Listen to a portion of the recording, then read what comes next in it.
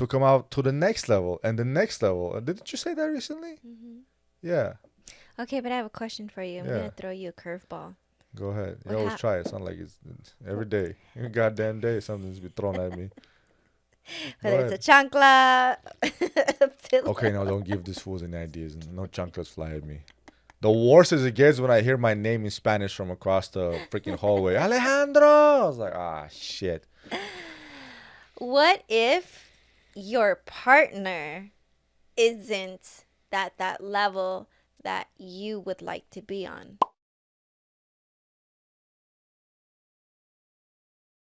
Welcome, everybody. Welcome again to another episode of Purpose Over Pleasure. I'm your host, Alex Payne.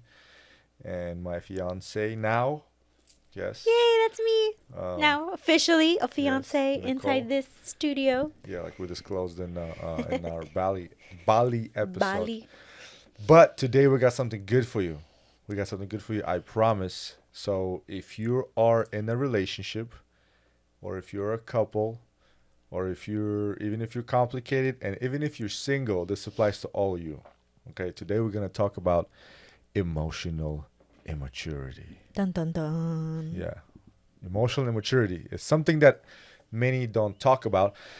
But before we continue, I want you guys to click like, share, and subscribe, because at the end we're going to give you a great value. We're going to tell you how to be emotionally mature, which will benefit you, will benefit your relationships, not only personal but professional, and overall.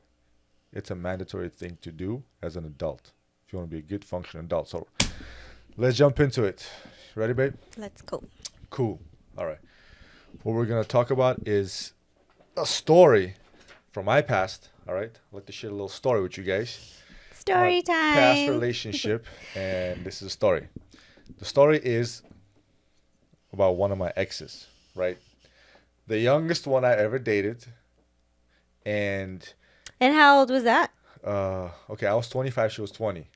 Damn. That was a red flag right there. I know. Listen, I know. I learned. Men don't ever date yes. that young. Well, yeah, you know, that's benefits, pretty mature. But, all right, I guess. Yeah, the one thing you guys gonna hit if you date a woman, technically a girl, who's younger and in that age category, is you're gonna deal with emotional immaturity. Now, there's certain aspects like that not are being able to good. go to a bar. Go on.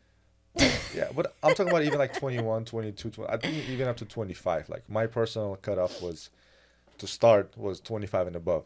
Definitely after that, I was like, oh, nope, 25 and above. Anyways, story is this. We were on the way to a trip, let's say Big Bear or Lake Doesn't Tahoe, matter. somewhere. Yeah. And on the way there, or right before we took off, we got into an argument. And she was the type of person who, when upset, will not talk to you for days. Okay, let me just stop right there. So, for reference, we bring up exes not because, oh, you're not over it, but because that was something that we went through that allowed us to learn how to become better individuals for each other. Yes. Now, I'm okay that you bring up your past so that you can see your growth and how far you've come as a man and as a person and a human being. Yeah, it's a good point. So, just so you guys know, it's not, oh, they're always bringing up their exes. No, this is part of growth and this is healthy. We're having open communication with all you to see that it doesn't trigger me because I'm very confident in who I am and I know what I bring to the table. Now, you expressingly tell me how you feel so that I know, hey, this is what he went through. I want to learn how he went through these traumas and what it taught him so that I can understand you better as a man. But sorry, just needed to make that clear. Okay, go on. Very important point, by the way. Yeah. So anyways, we get into an argument right before we hit the road, and it's a long drive, about an hour, a couple hours, whatever. And the entire way there, we argued. And when we got to a place, she was still not over it. Hold on, what did you guys argue about? I don't know what the hell we argued about. Oh, But it wasn't something Did serious. you not open her door? No. I always open doors. Did you not bring snackies? Because that's important. No, it was some other Just stupid kidding. shit. So, I don't know. Okay, go on. Bottom line is, the whole pretty much majority of the days that we're there on that trip, she would just be an absolute bitch. Like straight what up way? obvious. In a way, she just wouldn't want to talk to me, continue giving me attitude in front of people, just being a complete and total bitch, just Mm-hmm. all around. I was like, ugh. By the way, that relationship was oof. Like, whenever I think about that, I was like, how can a person be so, like, not even evil, it's just, like, childish, like, Mm-hmm. borderline disgusting. So, the lesson here is this: some people, many people, and I've been there and you've been there, are emotionally immature, even as adults. Matter of fact, I'm going through that situation with one of my co-workers, I would say, right? Mm-hmm. But anyways, we'll skip that part. So yeah, when you deal with somebody who's emotionally mature, that person will usually have the following signs, right? And we're gonna talk about them. These are just some of them. I mean, the list is pretty big, but I think these are the major ones. Number one, people who are emotionally mature. Number one, they hold a grudge for long periods of time. So can't get over it. Number two, they remember the past, which is part of holding a grudge, but they remember the past in a sense that they bring it up during arguments. Number three, they don't talk for long periods of time, sometimes unnecessary, obnoxious long periods of time. Four, they avoid conversations, avoid hard conversations about the things that bother them. Mm-hmm. And five, they act out to get attention. So these are the five things we're going to talk about.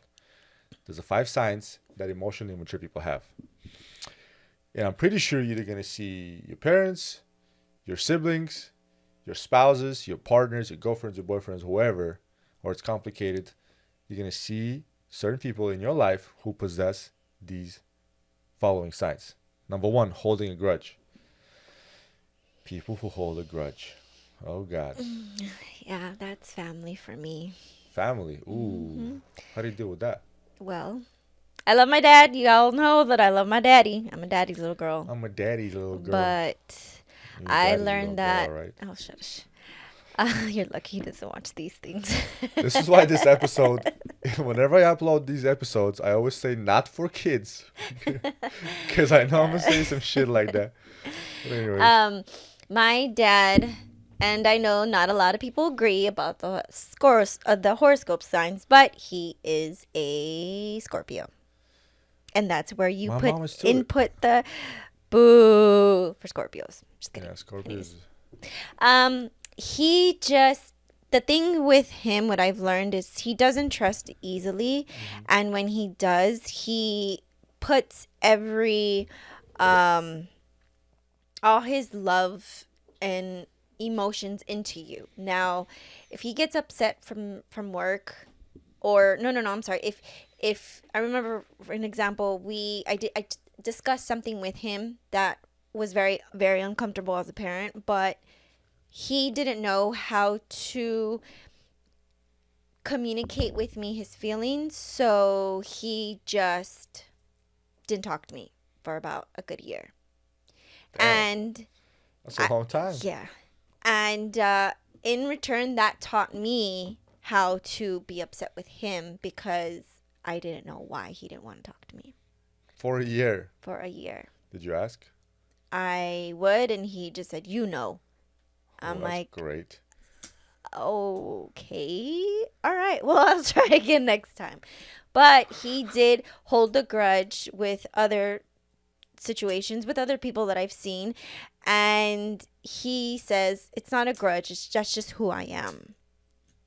Well, when you keep bringing up what they did to you, that is a sign that that is a grudge. I have another family member who doesn't speak to another family member because of something that family member told them about 30 years ago. It's a long period of time. That's a very long period of You time. know what I heard today? And this is, I will forever remember this quote. I was talking to a good friend of mine, Okay. the person who I respect and admire, and during a conversation, he was talking about somebody else who called him and started talking shit to him because he had an episode on somebody else's podcast. So that person called him up and started saying, well, this is phony, this, and that. Nonsense, and basically being a negative Nancy. And he was explaining to me, like, listen, I don't know why you're calling me. I don't know why you're telling me this. Yeah, I'm not going to hang up on you because I'm not going to be so disrespectful. But just so you know, like, I'm not going to care about anything you got to say. And then he said, because I don't want to be angry with you. And that way, I don't want to be connected to you. And I was like, fuck, that makes sense. That was He said, deep. I don't want to be angry with you because I don't want to be connected to you. Ah, You yeah, that's very understand? true. Because when you allow Yes. that person to take on their stress, If you allow that to get mhm, to you, you're mhm, now emotionally connected that's to that that person. is a So very good that one. person incepted a powerful idea in your head and occupied space in your head, occupied real estate in your head. Yeah. And who's the victim here? Not that person. You are. I was like, I Mhm. told her, I'm going to remember this for the rest of my life. That quote You're gonna have to changed my write that life one down today. for me. Oh, I already wrote it down. Okay, send I'm it going to to me. share it. You want to hear it again? Tag me. You want to hear it again? All right, go ahead. Let me All write right. it down. I think as a post, it will say, if you're angry at someone, you are now connected to them. And think about it. You might have a hater or an enemy, and they say something, and you got mad at them. So now what? Now you're connected to that person. You're connected to that enemy. You're connected to that hater, like emotionally. So And it's you're a waste of time. energetically, yeah, Energetically, it's a waste of you're time. energetically tapped into that vibration that they're giving out. Yes. See, that's why I mess with you. That's why I got this Hey. ring. Oh. Okay, Is that a so phase in a woman's life when get they o- it, when they get? I I mean, don't always do it. Okay, but so I chill just out. want to know. I'm not saying you. No, Just want to know. no, I just want to I throw just those little like. jabs because I can, you Oh know. God. So, All right, you crack me up. anyways, so the not talking after an argument again. I've had that with relationships as well, just like you did, and it's very annoying. So I've got family and I got the relationships, but I accepted the relationships because I learned it from my family. And that's why I accepted it as normal. And that's why I allowed it to continue so long in my relationships. Because that's still a thing right now with my father. But it came to a point where I said, I will no longer tolerate this type of emotional abuse. Yeah, That's what it is. Your pops is a interesting character to deal with. Yeah. But Same thing with avoiding combos or avoiding just hard conversations. throwing them under the rug. That's toxic though. How much toxicity are you able to take before you finally blow up? Well, you have to remember that people, when they're not around those type of uncomfortable conversations, those combos become normal to them. So you'll argue and you'll never understand why you went through that argument. You just don't bring it up anymore. Because if you bring it up, it's going to bring and escalate it even more. So I was taught to just don't bring it up. It happened. It's in the past now. Wait, what? Hold on. You're telling me we can have a full blown argument and it doesn't go anywhere? It's just hostile? And I'm supposed to come up with the solution by myself when I didn't create this argument by myself. How is that fair to a child? You know what that is, my friend? Emotional immature. I'm gonna do this the entire episode. I just love the way it sounded in the beginning. Da, da, da. You messed that up by making that follow-up noise. By the way, for you guys, there's one book that I highly, highly, highly suggest you read. Easy book to read. Not such a long book either. It's called Adult Children of Emotionally Immature Parents. And it is by, remember the name? Deborah, I think. I think it's Lindsay. Lindsay. Yes, Lindsay C. Gibson. Adult Children of Emotionally Immature Parents. Phenomenal book. Mm-hmm. That's the first book I always suggest the guys I coach to read. Mm-hmm. That book will give you a fundamental baseline of understanding what characters have certain traits and the categories that people divide into. Mm. That's why I always suggest that book to those guys Mm-hmm. to have the baseline understanding. And then from there on, introduce them to certain masculinity books, certain self-awareness books, the ones that I personally read and helped shape my life. But that book is the first one. And one of the character traits that it talks about is exactly what you said. Exactly what you said. Stopping halfway and just brushing it under the rug. Yeah. I still find it very amusing, and actually I appreciate that about myself, that I was able to, with the therapy, spiritual therapy, with the self-development books that I seeked on my own, I was able to grasp that knowledge that it's not my parents' fault and I don't have to blame them. Mm-hmm. It's just how it happened. And as an adult, I had to learn how to be responsible for my own actions and not blame it on my parents. And that's one way of breaking generational toxic curses or traits. And I'm glad that I have you now to discuss that, because at one point I thought that was normal. And everybody's like, you just gotta tolerate that. That's just your family. I'm like, I don't know if I want to live like this. What happens when you take a conscious step to work on yourself and not accept that kind of behavior? You become the subject of. Oh, it does it. Get uncomfortable. Yes. Very uncomfortable. Conversations. That's what we talked about earlier. People hate and are scared to have uncomfortable, hard conversations. We don't. We get into some deep shit. Yeah, when you came home today and you're like, I'm going to kick her little ass. And I was like, what did I do now? You know what you did. You know what you did. I left little 2 pieces of shoes there. You are lucky your feet are tiny and just absolutely adorable. Then that should have been easy for you to just step over. The point is, you left them. You're just lucky that they look so cute. It's like 2 little... I have rather just peed all right there. Peed?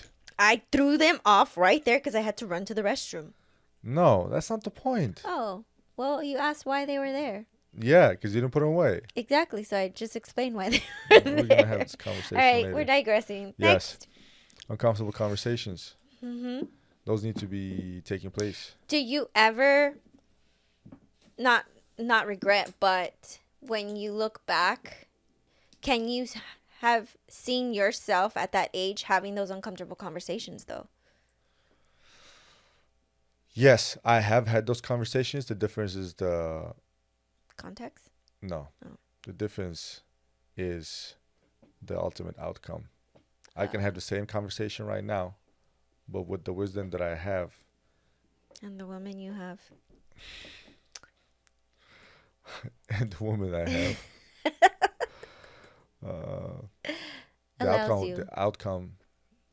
outcome will be different. But obviously, I'm not going to blame myself of the decision that I made when I was 20. I didn't know as much as I know now. There's a lot of things that I could have done better in my 20s, but I didn't fucking know. The surroundings that I had back then were not the same surroundings that I have right now. But I took a conscious step to work on myself, to work on my mind, and I created surrounding around me. Mm-hmm. I created the world around me, and that in return is now helping me to expand my world. Which is like the law of attraction, right? Pretty much. Bingo. Good job. So, I just explained the law of attraction without even trying to explain the law of attraction. But I think the point I'm trying to make is this. We're the average of 5 people we hang out with, right? Mm-hmm. And the hardest thing to do is, if the people you hang out with are not at the level where you want to be, again, not better than them, not worse than them, just different level, because this life is all levels. And if they're not there, it's okay to break out of that group and develop yourself and seek other people who are in the realm where you want to be at. Nothing wrong with that. And then by surrounding yourself with those people end up influencing you to be better, expand your mind, grow, to come out to the next level and the next level. Didn't you say that recently? Mm-hmm. Yeah. Okay, but I have a question for you. I'm going to throw you a curveball. Go ahead. You What always hap- try. It's not like it's every day. Every goddamn day, something's be thrown at me. Go Whether it's a ahead. chancla, a pillow. Okay, now don't give these fools any ideas. No chanclas fly at me. The worst is it gets when I hear my name in Spanish from across the freaking hallway. Alejandro! I was like, ah, shit. What if your partner isn't at that level that you would like to be on? That's a challenge. You want me to give a 20-year-old Alex answer, or you want me to give a 30-year-old Alex answer? Well, maybe both, because maybe there's some 20-year-olds that may need to Okay. hear this. 20-year-old Alex answer would be this. And this is the same way I thought throughout my 20s and maybe even when I already hit 30. I'm going to give everything to this. I'm going to do my best so that when and if it doesn't work out, I'll be sleeping pretty damn good at night. I have zero regrets from any of my relationships. I've given it what I could at the time. The 30-year-old Alex will tell you this. There's only a handful of red flags that I now know are factual and I pay attention to that for me, once I spot them, doesn't matter what sequence, I'm out. I don't allow myself to waste that much time with a person. I'm very selective. I've been hurt a lot. I've hurt people. I've also seen people getting hurt. So I learn. I'm a student of life. And this is what I'll do in my 30s. And I do in my 30s. And you know it damn well. If somebody's disturbing my peace, they get cut quick. Damn, I think it just got real for that first minute right now. I saw that eye connection. I was like zoned in. This is No, when but you're that's supposed to be good. serious. We were. That's why I didn't say anything. But I had to break that silence. Oh God.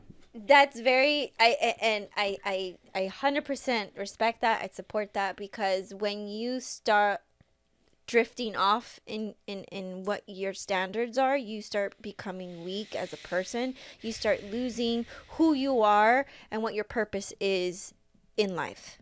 By if you would have digressed and you would have fallen off of your path of what you said you will not tolerate, it would have taken you longer to get to where you wanted to go. Yes. Does that make sense? Yes. So it's very important that people understand that if you can figure out what your true purpose is at a young age, that's great. If you don't find it till your 30s, okay, that's great. 40s, there's never a perfect time. As long as you know that it's trial and error and you're living to learn. If you're not learning, you're not living. If you're not living, you're not learning. And I've said this before. Yes, we make mistakes, but learn from that mistake. Don't continue to make that same mistake, because you're going to continue to repeat the lesson if you don't look and ask, what is this teaching me, instead of why is this happening? When you do that, you're wasting too much time and energy on that, and it's not allowing you to proceed and move forward to the next step in life. That's true. And I'll actually add this. Nowadays, this young generation is so weak. Mentally, physically, spiritually, they're so docile. And I do speak to men and for men in this case. You can speak for women if you want. But I know men have become so weak and they keep running away from pain. They look for instant gratification and pleasure. And they don't realize that that pain is what might just be the necessary factor that will help you find your purpose. Because that's what happened to me. My pain, my trauma guided me to the path that I'm on right now to help me find my purpose. It's just changing that perspective, using it as fuel or using it to burn you. Yeah. And a lot of them use it as gas to burn themselves, and then they just give up and they don't want to persevere and say, you know what is this teaching me? How can it be better? What is this? What is the lesson here, so that I can wake up tomorrow and say, hey, I can do better. Like, I don't know if you saw that post. I did show you that post where the girl says, "What's one?" The guy asked her, "What's one toxic trait that you like from a man?" Oh yeah. What did she say? Being ignored. Being ignored. That's dumb. 'Cause she likes to chase.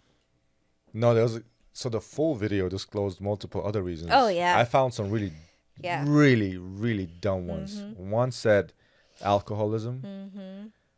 One of them said a felon.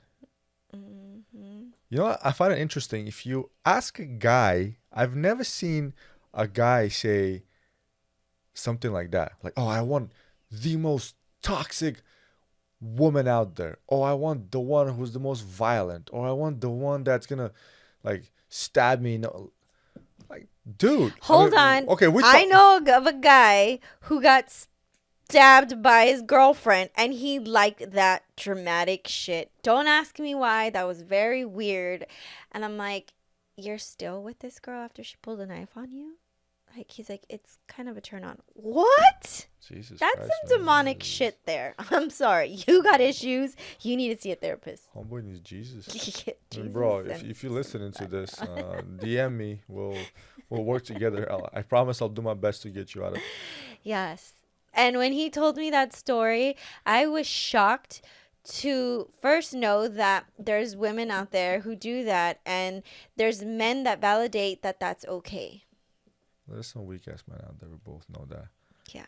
But yeah, there's those girls that just, I just wanted to cut it short and get to the point. But I've heard women that like that chase, just like there's women who date married men because they don't want the connection. They just want to hit it and quit it. And they know that they don't want to have anything to do with that man. They just want him for the pleasure, for the benefits. And then, okay, cool. I don't have to deal with him. He's going to go off to his wife. I don't have to bother with that. So that's the mentality? Yep. Interesting. I've heard that, and I was very, very, like, shocked. Well, that's why, men don't have a problem finding something like that. Side pieces are not hard to find. They're not. There's dudes out there who think that getting girls is hard. It's really not. Like, well, just talk to them. Just start practicing, just like anything else. It's like riding a bicycle. And once you get comfortable, it's like, man, it's not that hard. It's not hard when you have confidence in who you are. Well, that's what I'm talking about. Confidence. Well, you didn't say that, so I had to that's what I make was sure I harp brought on. it up. But anyways, we digress. The one I want to talk about is this one when it comes to emotional immaturity, right? Acting out to get attention. Do you have somebody in your family that does that? I do. Is it the same person we talked about earlier? Listen, you got to start using different examples. Okay, I'll give an example this time. Acting out to get attention. Damn, I can't help but give a current example with one of my buddies. How do you know, though? That's just your perspective. Maybe it's coming out as that person is trying to get attention. But again, you don't know their story. You don't know. It's your ego that wants to create the story. I know enough when I see certain signs. But also, you have to man. understand, men don't always like to talk about their feelings. That's what I'm talking about. That's why they act out to get attention, not just like men. a 5-year-old. Yes. And they Jesus throw tantrums. Christ. Poor little boys. Women do that too. Women do that a lot yeah, more they often. do. The bottom line is what we're talking about is this. When someone is mad at you or they have some kind of problem with you, it's usually somebody close to you. It might be your friend, might be your family. And instead of talking to you about it, they act out. They act like something dramatic happened and now they don't want to talk to you. And they make it obvious That they that they're don't want mad to at talk you to and they don't want to talk to you. And the dumbest part about this thing is this, that sometimes you have no fucking idea what they're mad about. So you're just like, I just want to know, like, if I really messed up, don't talk to me. Take your time. But I'm curious. Like, what the fuck is it you mad about this time? Yeah. So that was the example we want to talk about. Kids who act out. Kids, yeah. Well, Adults who act out. I was in a relationship that's what he did.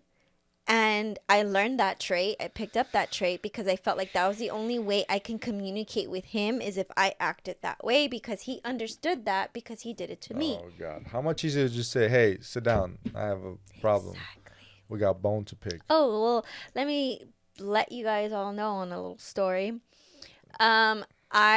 We went out to my sister had a birthday shindig at a bar, and it was close friends and family. We get there, and around that time is when I had an uncle pass away.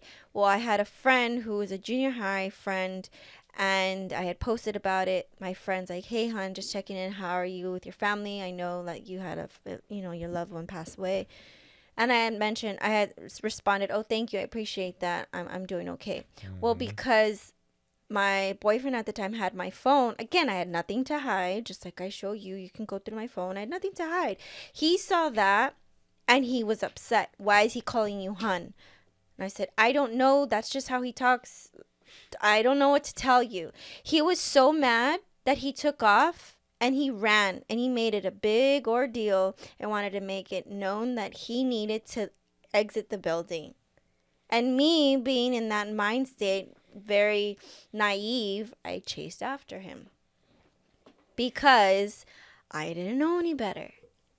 And I went back upset and bothered, taking it out on my family, and it had nothing to do with my family, but because I didn't know how to separate my anger from this relationship and my family. And he took off, and then guy used to live in Long Beach, so we were like around this area, and I had my car, so I'm like, "How the hell, where are you going? You don't have a car." So he took off, and then to make me feel bad, he messaged me and was like, "Yeah, I got home okay, in case you care." I was a child. Very much. Very much. Bottom line is, people need to have those conversations.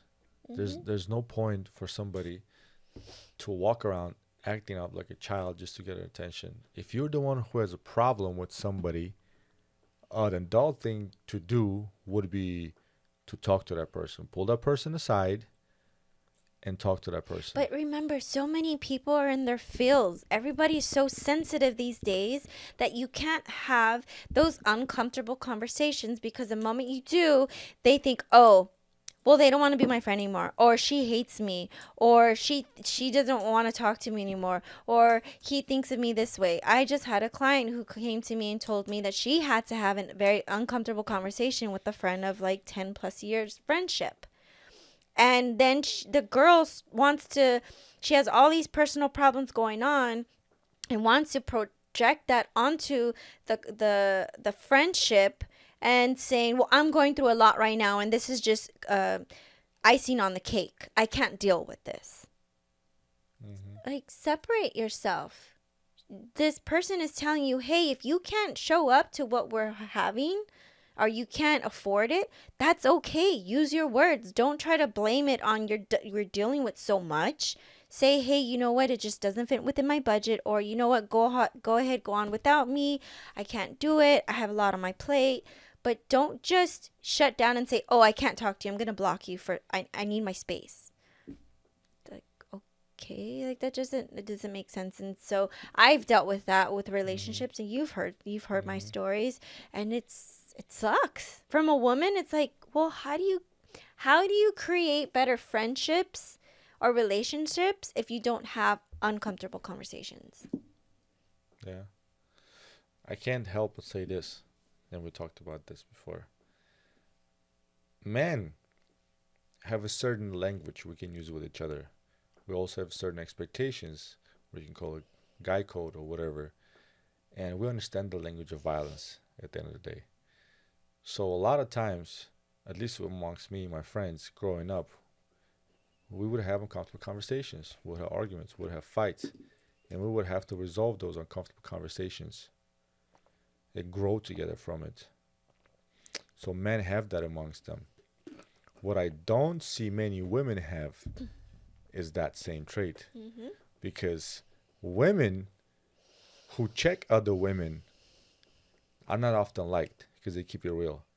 And you were telling me yourself, that when one woman tells another woman to take care of it and fix her shit, she automatically becomes, oh, she's a bitch. Oh, screw her. Oh, I don't want to She be thinks friends with she's her. better than She thinks me. she's better than me, and so they cut them off. So there's no support system.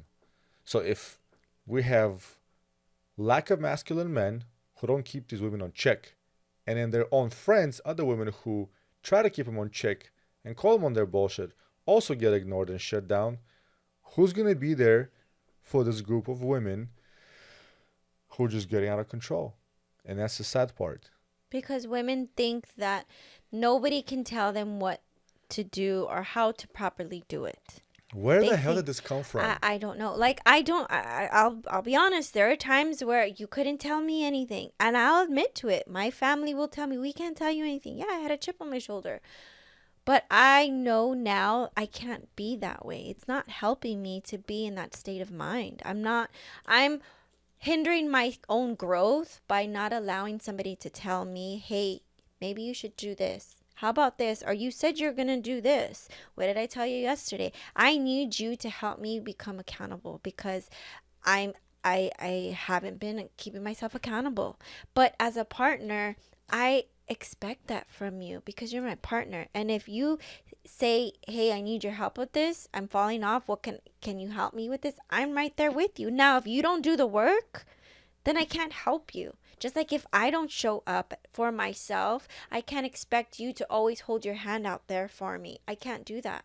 That's disrespectful. That's not me pulling my own weight. And friendships, when it comes to girls, they don't have those uncomfortable conversations or pick up the phone and say, hey, can we have a talk? Because I know you said you wanted to do this year, and I see that you're still sitting on your ass. Help me help you. What can we do as a team to get you up and going? You know, Leah, I talk about Leah, how we don't talk all the time, but she'll check on me and she's like, hey, you know what? I know you had a shitty day, but you know what? Tomorrow's a new day. You can get up. Check yourself. You need me to check you. You need me to go in there and slap you around. I'll do it. But as long as you get yourself out of that mind state, because having these hormones as women, sometimes we don't know what happens. Sometimes I'm just like, why am I even thinking this way? I mean, you witnessed how that's been for me, and I don't even like it. It's very uncomfortable for me. But it sucks when you can't have other women to help you, and you're too in your feelings. Women need more women who are going to help them keep them on track. First of all, women need more men to keep them on track. Women need more strong leader men. There's a difference. So being a man entails. Well, right now they have a lot of terms: man, high value man, top G, 1%ers. Like, look, this men should be men, and men that should be should be the men. definition of men. Yes. Exactly. A man is already a high value man. Now, I know not every man is a top G, but every top G, real top G, is a man. He has the same core values, he has the same standards, he has the same boundaries, expectations, skills, character traits. But all men should be that way, all across the border. Yeah. I think we hit all the points. Oh, really? That was it? I think the one we didn't talk about, we talk about remembering the past, holding a grudge, avoiding conversations, acting out to get attention. The last one I think we talk about is not talking for long periods of time. And the reason we talked about that, but the reason why it's important is how long is long. Like when we argue, what's the longest we haven't talked? Never more than like half a day. Yeah. Mostly because I needed a break from you. Sometimes I don't even want to open your text messages. Sometimes I don't want to think about you opening my text messages.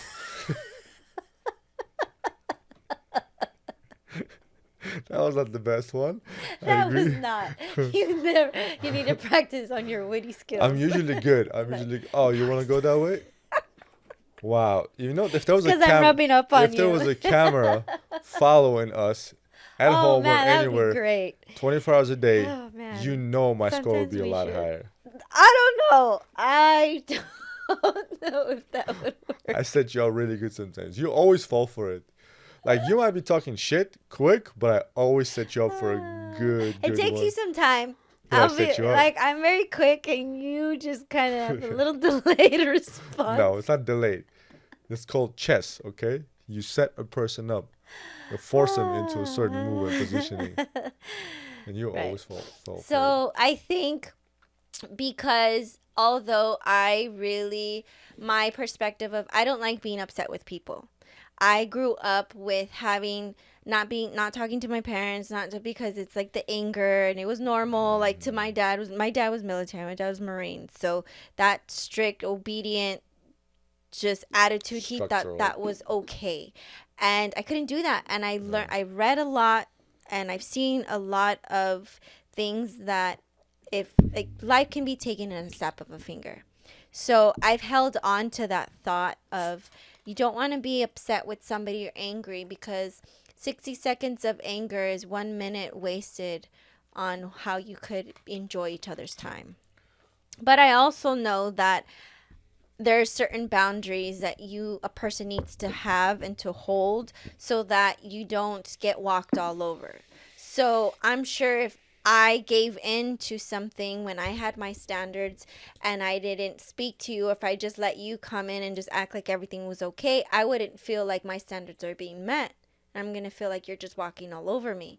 But I hold myself and I say, okay, look, before we have this lovey-dovey relationship again, we're going to have that uncomfortable conversation, and we're going to speak about what happened. Hey, you said this, or I did this, and this is how I feel. What can we do so that we don't hit this issue again, so that we can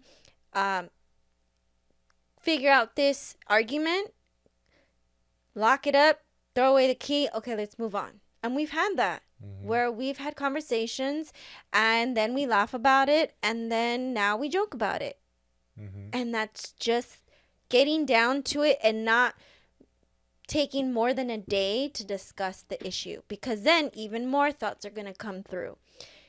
Thoughts that aren't even true, and then it's going to create these stories and make you even more upset. But if you catch it and nip it in the butt right then and there, it allows you to digress your emotions.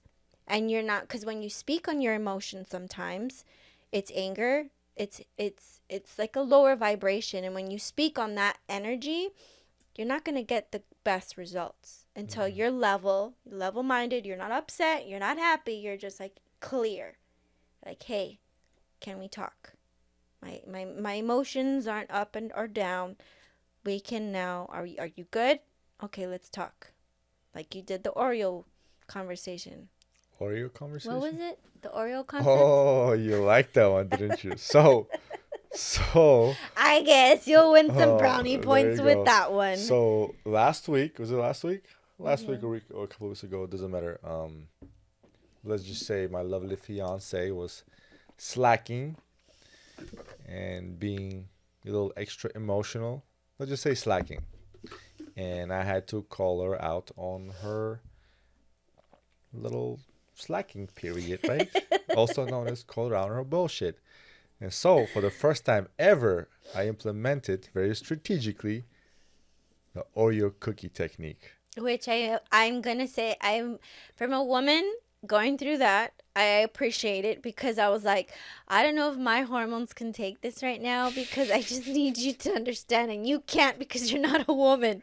And that's But exactly hopefully why. he's competent enough to understand that he needs to help work to get to me. That's exactly And why that's I used the exactly Oreo cookie method. And this is the Oreo cookie method. Oreo cookie method is you open up the conversation with one side of the cookie. Nice and easy and come from a place of love. Baby, I love you. I want the best for you. And then you flow into the cookie cream, right? In between. The good shit, the important, uncomfortable shit, right? stuff you just. Yeah. Yeah. But in reality, it's the uncomfortable conversation. That was gross. The way it sounded in the headphones, like crisp sound of it, it sounded like Venom, dude. You know that movie? Sorry, go on. Anyways, yeah, you get to the good stuff, the uncomfortable stuff, the stuff that needs to be said, And then again, you close it off with the other side of the Oreo cookie, which is, I love you and I want the best for you, and I think you're capable of so much more.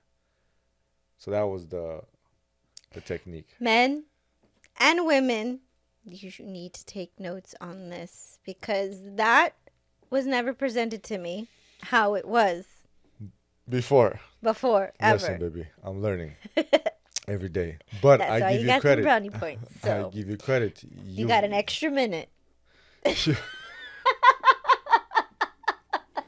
You're on my podcast. Give me an extra minute. Oh God. If you know. No. Go on. Okay, no more wine for you, okay? I'm done. That's why. Okay, go on. You do that as well. You actually subconsciously do that with me. Like, you know how to talk to me, and I mentioned that before in one of the episodes. You know how to come to me with the conversation that may be uncomfortable, but in the right way, without disrespecting me and without triggering me. And some might call it kissing ass, but it's not. I'm a masculine man. Masculine men have certain character traits that are not necessarily toxic, but need to be aware of, because we can flip the switch, and sometimes we can't help it. But you know how to approach me and treat me with respect and say it in a way that I don't feel attacked, but you get your message across. Because it's just like playing chess. It's not what you say, it's how you say it. All of a sudden, you're a chess player. I don't know how to play chess, but in the mind, I know a good fucking game of chess. And it's been working out for a good 2 years now, so you're welcome. You know, I'm not gonna lie, it's been working out. I was thinking about, I don't know about you, but we've been dating for what, 2 years now? A little over 2 years. Yeah, living together for a year and a half. I don't really have any kind of grudge or anything I need to discuss to you from the past. I was like thinking. Well, because we discuss it right then and there within that time frame, which makes it healthy. But a lot of people hold on to that grudge and say, well, I have this chip on my shoulder because what you did a year ago, and this is why I ended up cheating on you, or this is why I ended up wanting to divorce you, because I never discussed my issue with you that happened in 2021 when you wore that shirt and I didn't like it and it just embarrassed me, and now I just can't get over it. So make that make sense, please. It's called granola and blowjob. Yes, we already had that Conversation. We talked about granola and blowjob? Yes, you talked about it on the podcast. All right. In Bali. All right. Anyways, let's move on to the important part. And this is the value that I promised you guys that you guys are going to get out of this episode. All right. What we're going to close this off with is this: how to be emotionally mature. These are just 3-4 points we're going to talk about, but there's obviously more to it. But I think these ones are important. Number 1, have hard conversations. Number 2, hard, uncomfortable conversations. Number 2, do a lot of self-reflection. It's necessary. Number 3, argue to understand, not to prove your point. I don't like that term. I like speaking to understand, because people don't like argue. When you argue, people think negative terms. Okay, so how about speaking to understand? Because when you're arguing, you're not listening. But when you speak, people speak and you understand. When a teacher speaks, students sit and they listen to understand.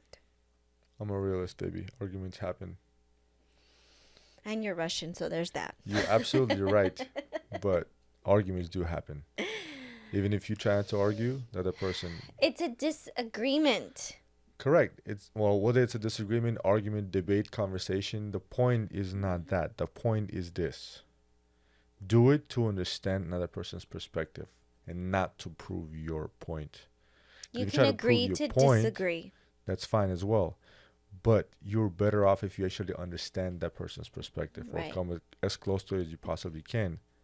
And a lot of the times, people have to remember that you have to sometimes step out of the relationship and put on another hat to understand that person.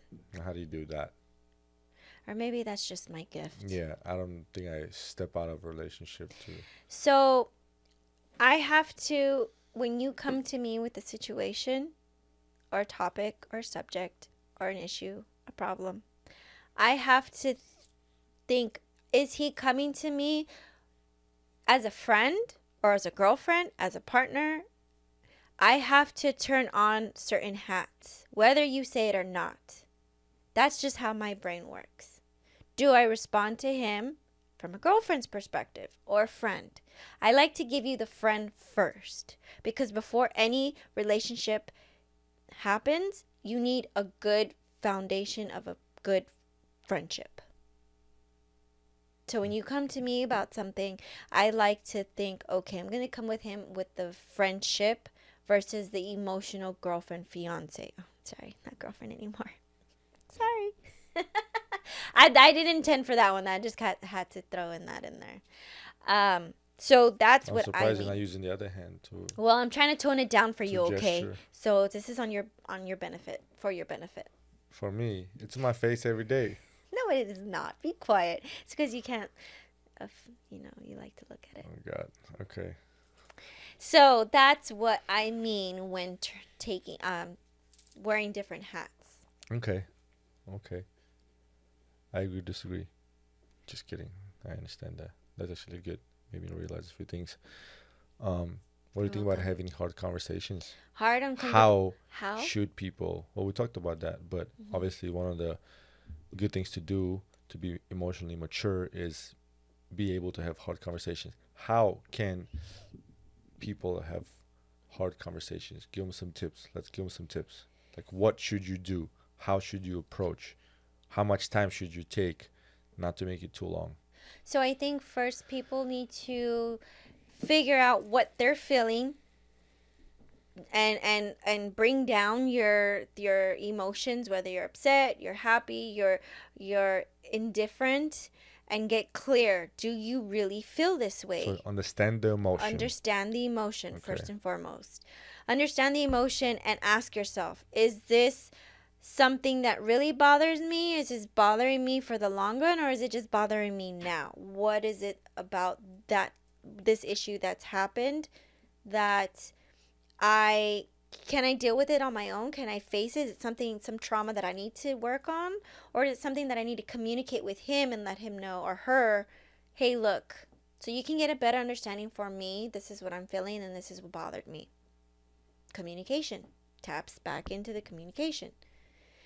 I still think that I have no problem telling you how I feel, because I'd rather be transparent, vulnerable, and honest with you so that you can get a better understanding of who I am, and that is having uncomfortable conversations.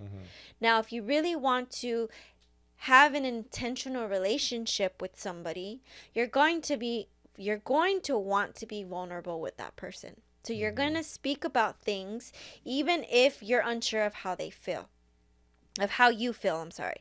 So if I have a something that's bothering me, I will first ask myself, are you feeling this way because you're moody, you're hungry, it's that time of the month? What's coming up for you? Is it something triggering you, something that you haven't healed yet?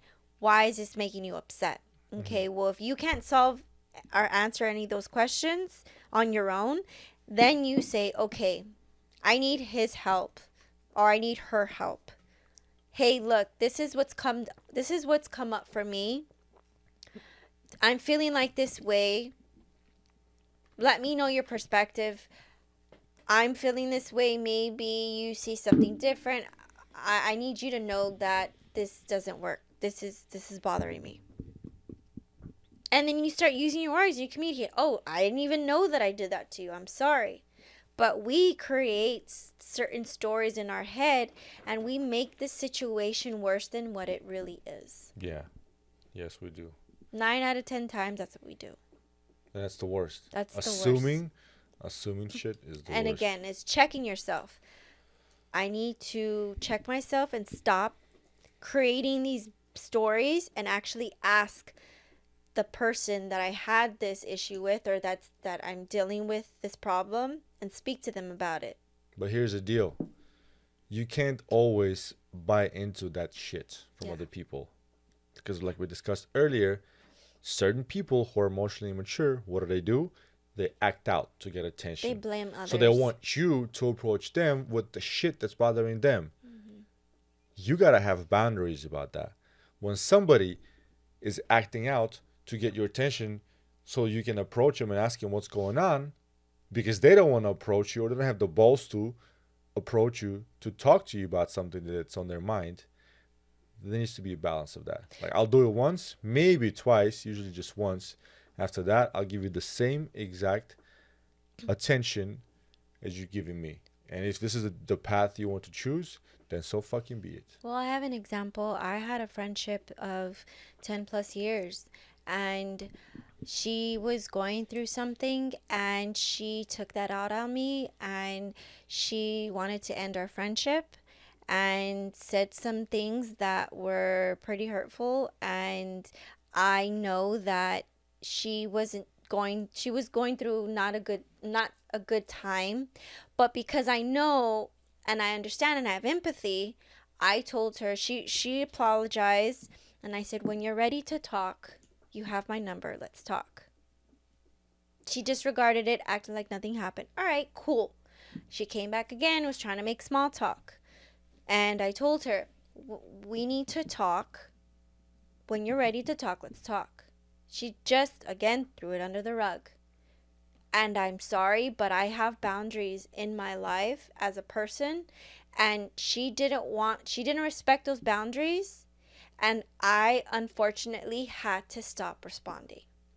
Because if you can't speak to me as a person, as a woman, knowing that you are a good friend of mine and you know that I don't tolerate that kind of bullshit, what makes me think that you're going to respect me anymore if you can't have those uncomfortable conversations? And I'm sorry, I'm not your mother, I'm not your partner, I'm not your father to tell you, hey, look, we need to speak. That's not my responsibility. As an adult, it's your responsibility to take ownership and take accountability for what you said and what you did, and own up to it and say, hey, you know what? I need to talk to you. Can we get on a phone call? Being vulnerable and speaking out and say, I'm sorry.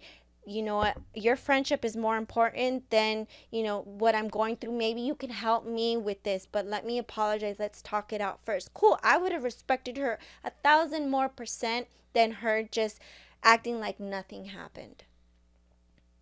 That's how you build stronger relationships and you respect one another. I have a friend that something happened and I was wrong, and I quickly the next day I'm like, hey, you know what? I'm so sorry. I apologize. That was wrong of me for me to do that. Until this day, we're the best of friends, and I can't see my life without her. But she knows, and she respected me enough to say, hey, you know what? You came up, you took accountability for it. I'm not going to judge you. Let's continue to have this relationship because I know shit happens, but you owned up to it, and let's move forward. That's an adult thing to do. It's an adult thing to do that Yes. a lot of people don't want to take accountability for it. Yeah. I think it all ties down to arguing to understand another person's perspective too, which is what we talked about in the beginning. And one thing I wanted to mention is, in everything that you talked about, you like to say that don't let your ego get involved. You say that often. Don't let your ego get involved. Because what happens when the ego gets involved? You allow your feelings to get involved. When you allow your feelings to get involved, you get emotionally attached. When you get emotionally attached, it's over. It's game over. And the longer you hold on to this BS, the longer you're going to be emotionally attached to a person.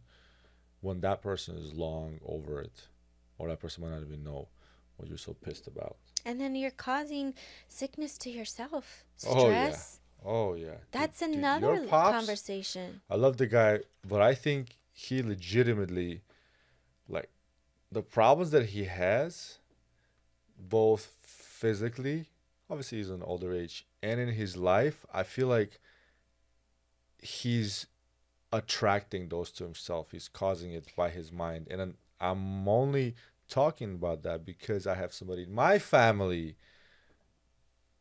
who's similar.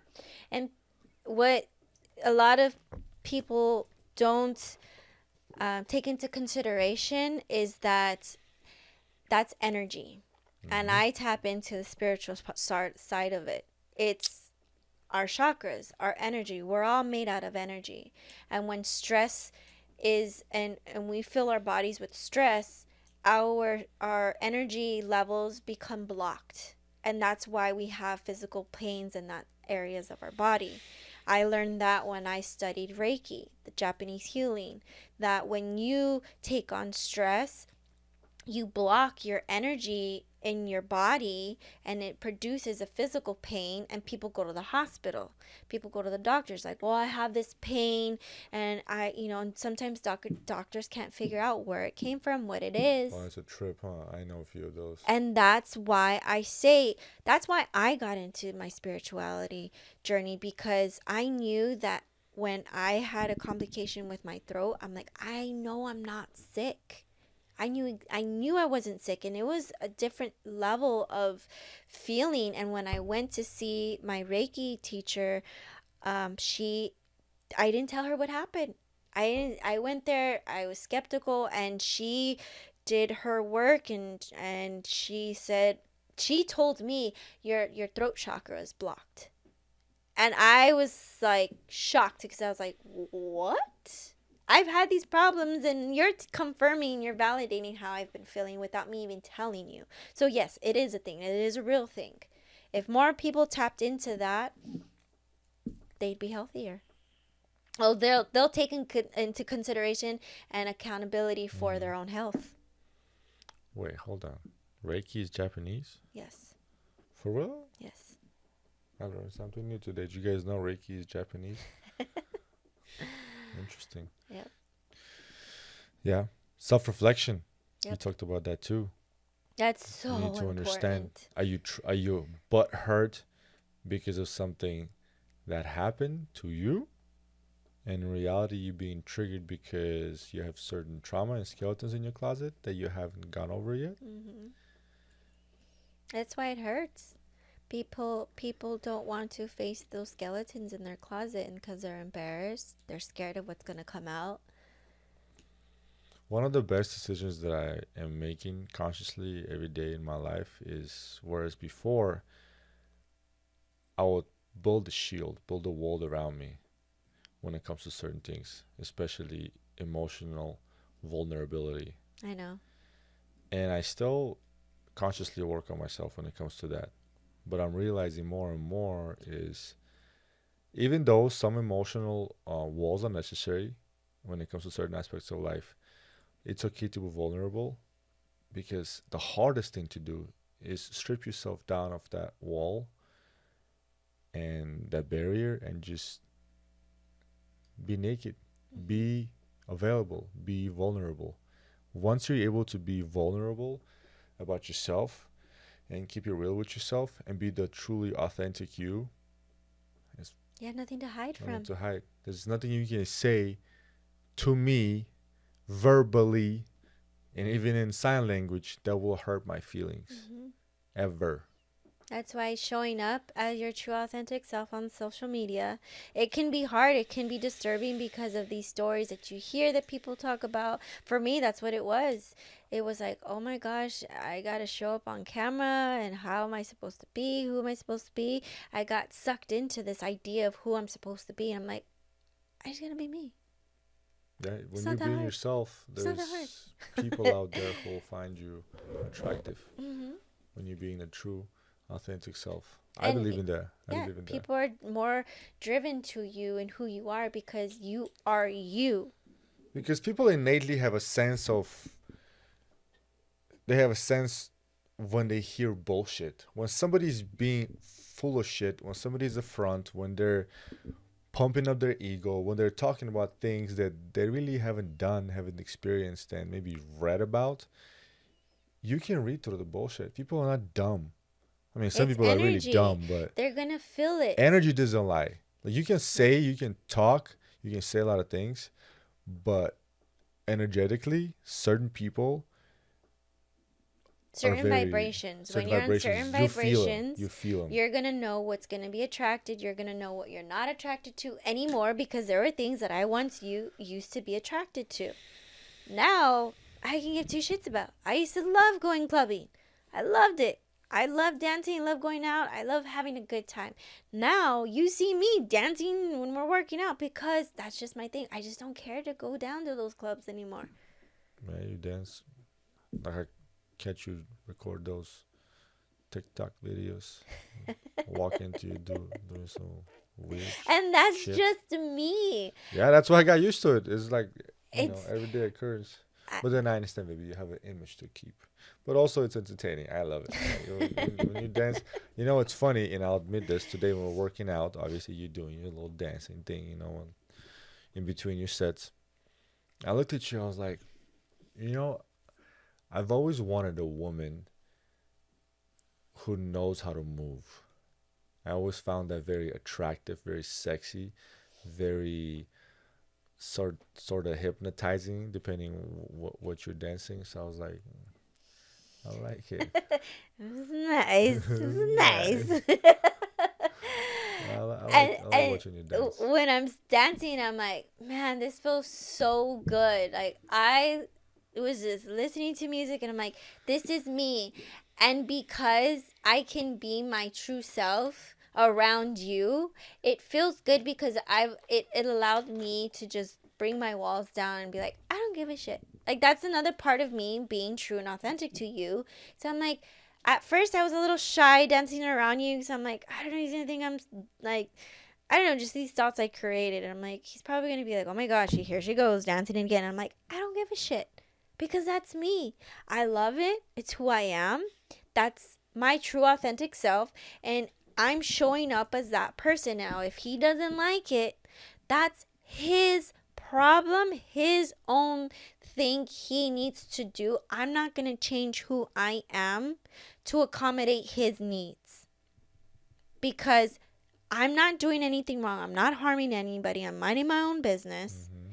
And by me being that person, you love that. And it's a win-win. So a lot of people, you also need to remember, just be your true authentic self. And the person who is attracted to you will come to you. If they're not, don't try to fit your puzzle piece into somebody else's board. Just be your own puzzle piece. That's exactly. Be your own puzzle piece. I like that. All right. I think those are all the points we wanted to cover. And again, guys, we hope you took some value from this episode because essentially we're trying to share what's been working for us. We're trying to share the things that we're learning every day. We are sharing. With you guys. This is what we do. We share things that work for us. And I know for a fact these are not some crazy, impossible things to do. These are small, achievable things that if and when you start to implement in your relationships will help you a lot. Battle tested.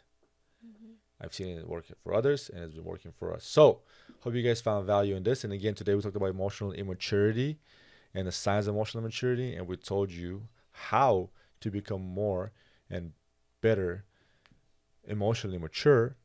And you gotta do things like have hard conversations, right? Do a lot of self-reflection and argue or talk. Discuss. Yes.